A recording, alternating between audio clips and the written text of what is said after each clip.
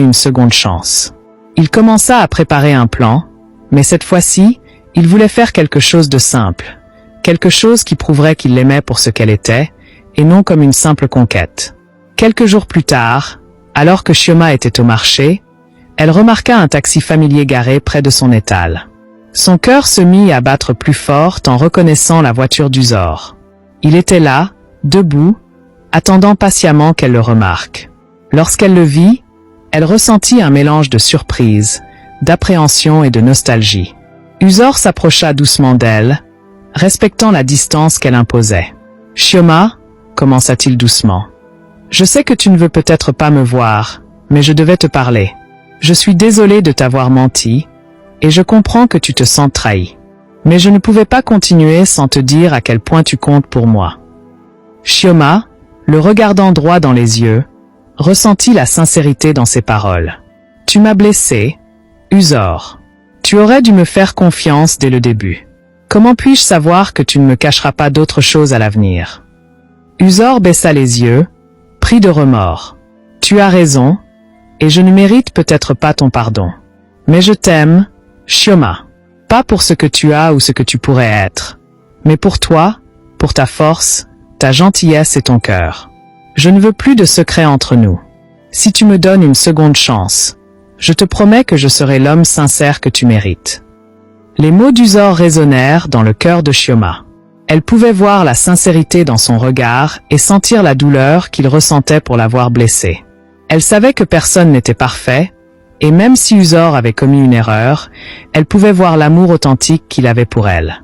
Après un long silence, elle hocha doucement la tête. « Je ne sais pas si je peux oublier tout de suite, Uzor, mais je suis prête à te pardonner.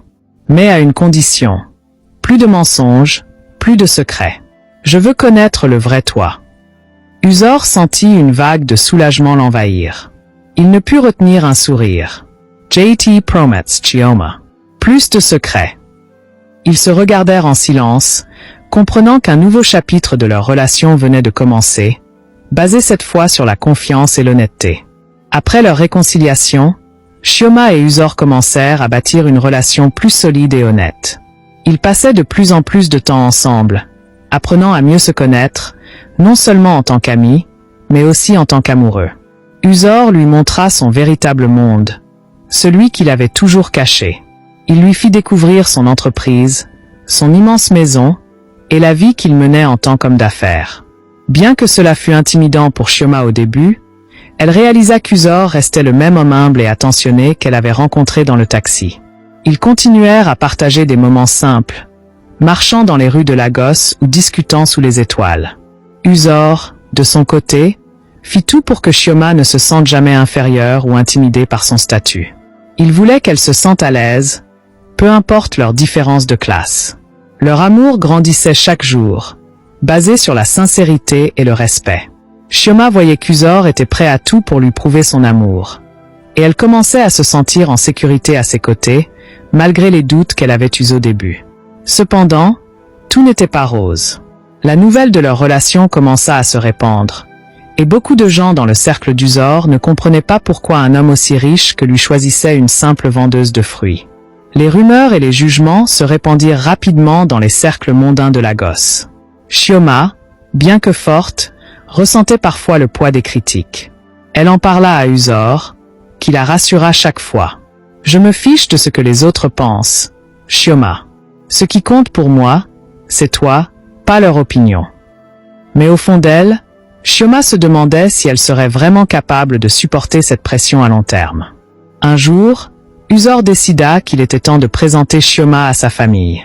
Il savait que cela n'allait pas être facile, car ses parents avaient toujours imaginé qu'il épouserait quelqu'un de son rang. Cependant, il était déterminé à leur montrer que Chioma était la femme qu'il aimait et qu'elle était bien plus qu'une simple vendeuse de fruits. Le jour de la rencontre, Chioma était nerveuse. Uzor, quant à lui, resta à ses côtés, lui tenant la main pour la rassurer. Ses parents furent surpris de découvrir la jeune femme modeste dont leur fils était tombé amoureux. Bien que la rencontre fût d'abord froide, Chioma, avec sa gentillesse naturelle et son humilité, réussit peu à peu à les conquérir. Avec le temps, la relation entre Chioma et la famille d'Uzor se renforça, et leur amour continua de grandir malgré les obstacles. Chioma finit par accepter pleinement sa place aux côtés d'Uzor, et ensemble, ils bâtirent une vie harmonieuse, mêlant simplicité et luxe. Leur histoire devint un exemple pour beaucoup, prouvant que l'amour sincère pouvait transcender les classes sociales et les attentes de la société.